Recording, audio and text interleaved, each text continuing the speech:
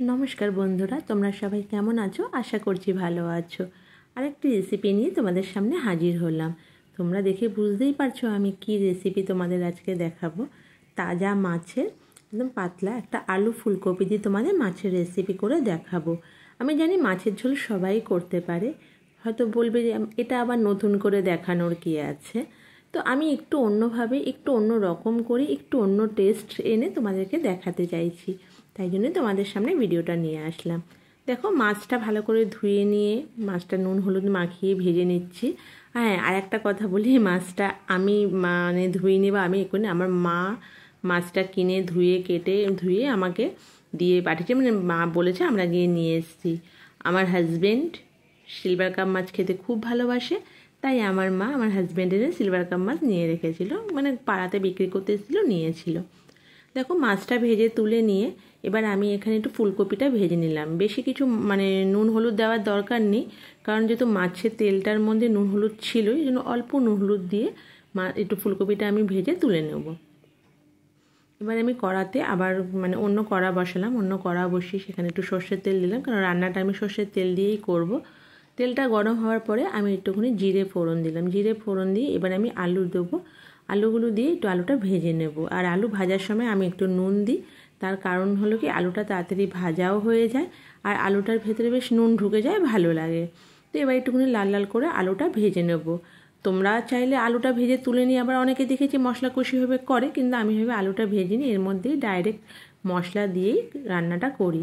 তো এবার যা রেগুলার মশলা সেটাই দিয়ে দেব, নুন হলুদ লঙ্কার গুঁড়ো জিরের গুঁড়ো। এখানে ধনের গুঁড়ো দেওয়ার দরকার নেই, কারণ যে তাজা মাছে বা জ্যান্ত মাছের দরকার পড়ে না ধনের গুঁড়ো। আমি একটুখানি হলুদের মানে হলুদ জিরে লঙ্কা এটাই দিলাম, দিয়ে সামান্য একটু জল দিলাম, কারণ হচ্ছে জল না দিলে তেলে যেহেতু আমি ডাইরেক্ট মশলাটা দিয়েছি অনেক সময় পুড়ে যেতে পারে, তাই জন্য আমি সামান্য একটু জল দিলাম।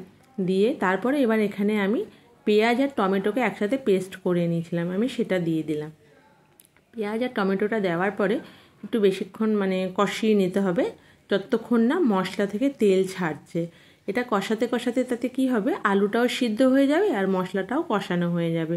একটু ভালো করে সময় নিয়ে 5-7 মিনিট ধরে একটুখানি আলুটা আর মশলাটাকে কষিয়ে নিতে হবে। দেখো তোমরা যারা যারা আমার চ্যানেলে মানে সাবস্ক্রাইব করেছো বা যারা যারা আমাকে সাপোর্ট করো, তোমাদেরকে অসংখ্য ধন্যবাদ। এইভাবে আমার পাশে থেকো প্লিজ।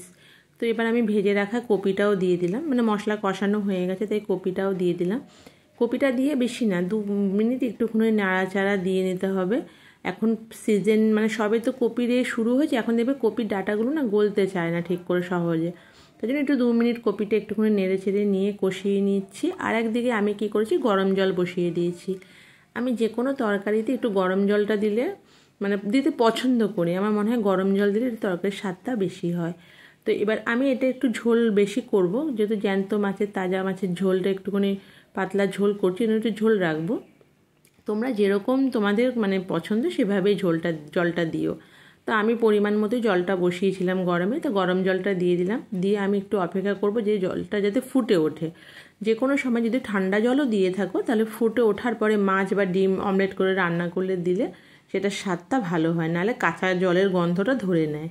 তো এবার আমি ভালো করে মানে মাছটা দিয়ে দিই, এবার ভালো করে একটু ফুটিয়ে নেব। এবার তোমরা এই পর্যায়ে একটু দেখে নেবে যে নুন ঠিকঠাক আছে কি না।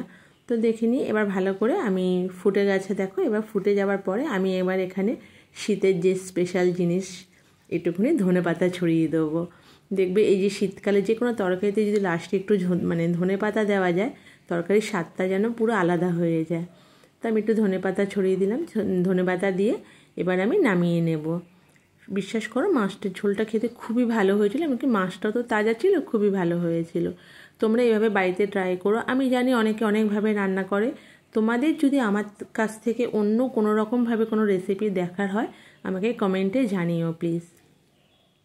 আমার রান্না বা আমার এই কথা বা আমার ভিডিও যদি তোমাদের ভালো লেগে থাকে তাহলে প্লিজ আমাকে লাইক কমেন্ট সাবস্ক্রাইব করে পাশে থেকো। আর সবাইকে সাপোর্ট করবে, তবেই তো মানুষ এগিয়ে যাবে বলো। দেখো এটা হলো ফাইনাল লুক, তোমরা জানিও তোমাদের কেমন লেগেছে। ভালো থেকো, সুস্থ থেকো বন্ধুরা, আবার দেখা হবে, টাটা।